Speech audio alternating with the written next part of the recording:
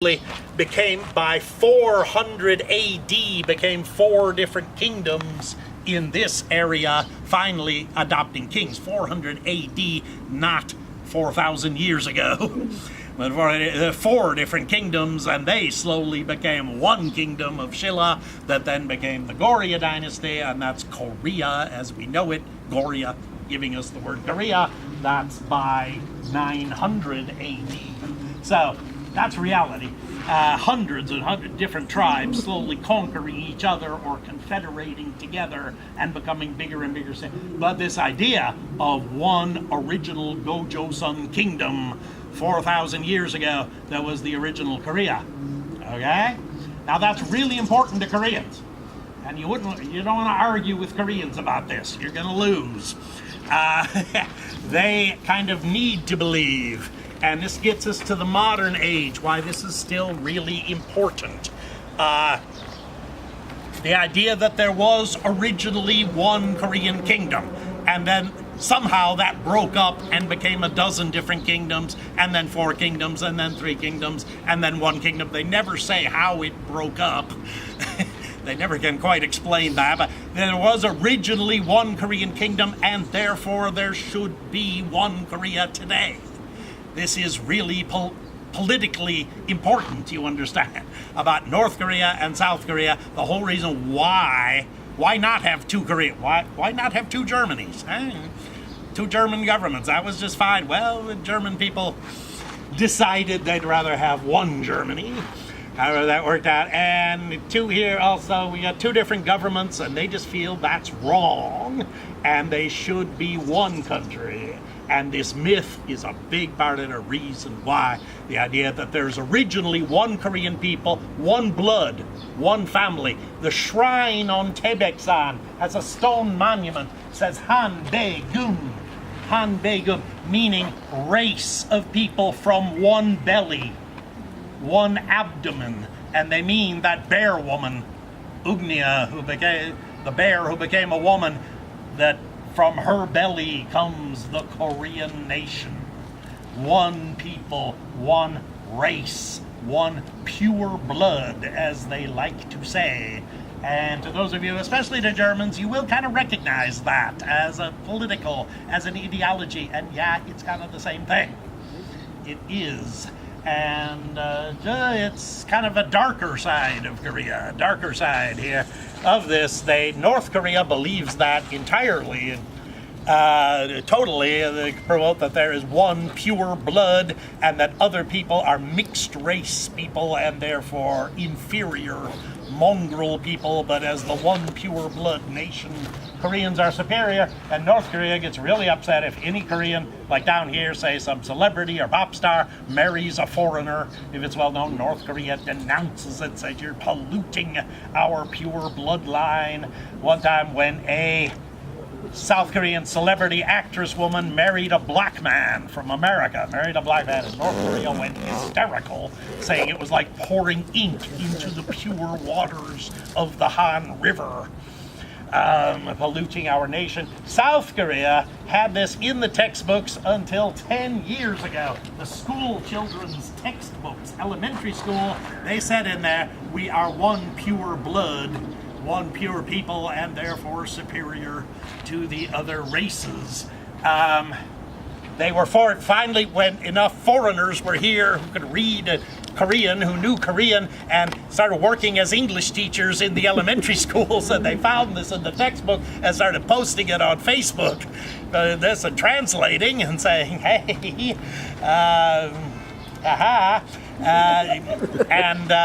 Myung-bak, give him credit, the previous president, Mr. Lee Myung-bak, he ordered that taken out of the textbooks. Finally. They removed that, I think only about 8 or 9 years ago under President Lee. So that was a good step forward, etc. So understand, this is a heavy belief here and a big undercurrent. They got a lot of this from Japanese in World War II, when the Japanese were allies with Nazi Germany and shared a similar ideology, and Korea as a colony here kind of inherited those ideas, more modern ideas of racism and pure blood people and such. So this is involved with this. Yes, yes, yes. and it's kind of serious to the Koreans. This idea of one people, one race, one country, one government, originally. Okay? Don't discount it, and as I kind of bring this up, that this is not true at all, and the Koreans are a real mixture of Chinese and Mongolians and Siberians and ancient Manchurians and whatever, and they don't want to listen to that. They don't want to hear it. No, no, no. Okay, as I said, this is important to the modern age, especially now as North and South Korea keep talking about getting together. Note, this myth is one of the only things they have in common.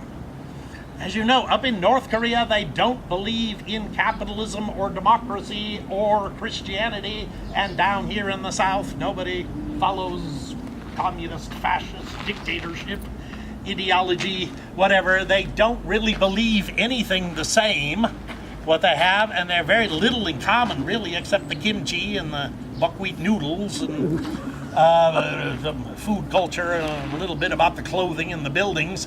They don't have modern Koreans, but one thing they both believe on both sides is this myth, this holiday today, this thing, the Gaechunjul, the idea of Gojoseon, an original Korean kingdom. They have that in common, and that's what's going to bring them together. You will see holiday like this has been increasing in importance in recent years, in the past decade. This used to be very quiet and nobody attending, and very, very, very hard to find events, but it's getting bigger and bigger across the nation. And as North and South Korea really start to come together, I think you'll start seeing them do ceremonies, and like at the peak of that mountain where the two presidents were just standing arm in arm at that mountain, it's very heavily, importantly symbolic for both sides.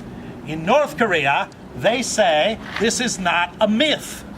It's not a myth, it's true. And Dangun was a real man. They say it is symbolic about the bear and the tiger. That's a symbolic story, they will admit. But Dangun was a real man, a real king, and there was really a kingdom. And guess where his capital was? The capital of Dangun's kingdom just happens to be on the site that is now called Pyongyang of North Korea. And they say just outside of Pyongyang, they found his tomb. They discovered his tomb through archaeology. It was a gigantic pyramid that had later collapsed. And so then they reconstructed it in the 1990s, which was really exceptional, because the 1990s, you may know, is when North Korea was starving to death. 10% of the country starved due to government policies. 2 million people died, we think. But at that time, they used slave labor of 10,000 people to construct a giant stone pyramid next to Pyongyang, spending all kinds of money that they could have used for importing food. They built this giant pyramid, and inside the pyramid, they say they have the skeletons of Dangun and his wife, whoever became the queen, Mrs. Dangun. She was like 180 centimeters tall, and he was 200 centimeters tall, a gigantic Superman. They have his skeleton. You can see photos of the bones on my website. I have photos of the skeleton I obtained from North Korea. See it on my website in these sections about the tomb, the pyramid. The bones are in excellent condition, considering that they're 4,000 years old. They haven't turned to dust yet. They're still, that's, I suppose, because of his divine ancestry, they look like they're kind of made out of plastic. They're so perfect. We don't know. No foreign scientists are ever allowed to look at those bones.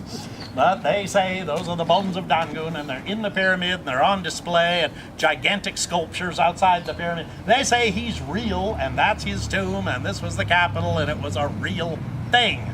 South Korea used to deny this. South Korea, under the military dictatorships, they said this is just, it's an old superstition, it's charming. We have the national holiday to symbolize our unified national beginning, but yet it's just a charming old myth, really. But then they have been changing.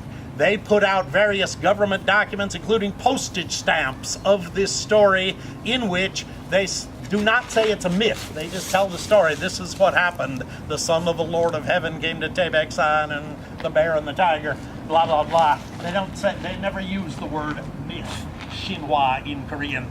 Look on my website. You'll see those postage stamps from South Korea and other examples from South Korean media and such. And the biggest thing, in 2005, we opened the National Museum of Korea. You've been there, maybe. Otherwise, join a Siwa tour when we go to the National Museum. You have it. And right at the beginning of the National Museum, when you walk in, the very first room is Stone Age stuff. There's Stone Age relics. After that, they went straight to Bronze Age relics, the horse riders who came in here, and then the Three Kingdoms room. Now, that was 2005 when they opened. 7 years later, in 2012, they suddenly, due to protests by these cultural nationalist people, such as we're seeing today, they made a new room. They cut out a third room in between the Stone Age relics and the Bronze Age relics. They made a new room. They put early Bronze Age relics in there, and they said this is the Go-Joseon room. This represents Go-Joseon Kingdom, and they got the big map of giant Go-Joseon on the wall, and you can see this. It says that now in the National Museum of Korea. Foreign scholars like me, we all had a petition, and we said, wait a minute, mythical kingdom, hello, but such. But no, they have the Go-Joseon room in the National Museum. Go check it out with early Bronze Age relics. Sure, there were Bronze Age people here. Yes, and such, but they say it was, they say so. So see, they're taking this seriously. And it's in the school textbooks, kind of vague and whatever, but they say that's the origin of our nation, Go-Joseon, the first Korean kingdom. It's in the school textbook. They take this seriously. They're taking it more seriously. It's becoming less myth than ever on, even here in South Korea. And this is moving towards national unification. This will kind of be the ideology when they finally do get together and make one country. You can bet in their declaration they will reference Dangun and Go-Joseon and this myth this day. One more significant thing about the myth before we go upstairs. Yes, perfect timing. Okay, just one more thing. In the myth, it says that Dangun founded Go-Joseon Kingdom 50 years after the Yellow Emperor founded China. They put that there deliberately. 50 years after the Yellow Emperor started the first Chinese kingdom and such. That's significant. Koreans have, again, never been so bold to say they're emperor, that they're superior, that they're first. They've always been China's younger brother with this, and they put in there 50 years. That's like one human life in those times, one human lifetime after China started. Then Dangun founded Go-Joseon. So they're saying we're number 2. We're the second oldest country in East Asia. They're very deliberately there. They would never claim to be the oldest, the first. Although today a few hyper-nationalists do try to claim that they were even before the Chinese. But through history, they never did. 50 years after China started, then they started. They're claiming to be second, and of course the Japanese are much later, barbarians, third class, this sort of thing, Mongolians, everybody else, much later. They're the second. They're claiming that status. There we are. When Dangun finished, the myth finally concludes saying that Chinese Iron Age civilization arrived here. A prince from China named Qija led an army into here. This is actually historical. It kind of happened a few hundred years BC. So Qija arrived with Chinese Iron Age technology, and Dangun retreated to the mountains. He's immortal. He can't die, right? He's a grandson of the Lord of Heaven and half bear. He retreated into the mountains and became Mountain Spirit. Sanchin, Mountain Spirit. If you know my website, you know my reason. I spent 35 years researching the mountain spirits of Korea. It's my main thing. Have a look at my website. He became a mountain spirit. And they're presumably in some mountain of North Korea. He became that, and he's kind of hiding the original true Korean culture, hiding way up high in the mountains as mountain spirit there. And as Chinese culture flooded into the valleys, the lowlands, which are Iron Age culture, more advanced culture, all this, but the original Korean culture, still up in the mountains at mountain spirit shrine. That's the way they end the myth.